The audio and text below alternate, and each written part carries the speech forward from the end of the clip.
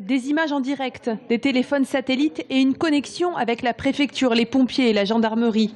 Une première pour les agents du Conseil général qui testent la cellule de crise installée à l'hôtel du département depuis septembre dernier.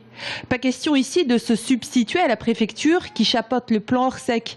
Il s'agit de venir en renfort dans la gestion de cette pseudo-explosion du château de Sachet qui, dans ce scénario, aurait fait de nombreuses victimes, des collégiens. Là, le Conseil général peut dire peut-être que nous, on peut prendre en charge les parents au niveau du collège, en attendant qu'on ait des informations sur leurs enfants.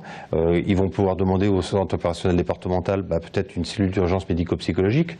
Voilà, donc ils vont être force de proposition tout en essayant d'apporter ce qu'ils peuvent apporter.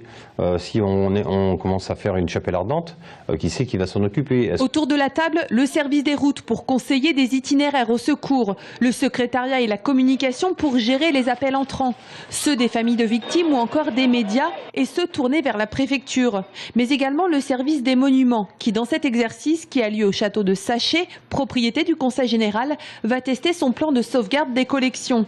Un plan qui indique aux sapeurs-pompiers quels tableaux, sculptures ou tapisseries devront être sauvegardés en priorité.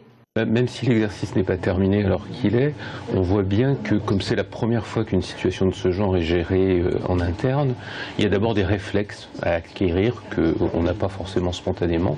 C'est vrai qu'on n'a pas eu de graves lacunes, me semble-t-il, au démarrage, mais je pense qu'on aurait pu être sans doute encore un petit peu plus réactif en termes de temps et de mise en place de la salle de crise.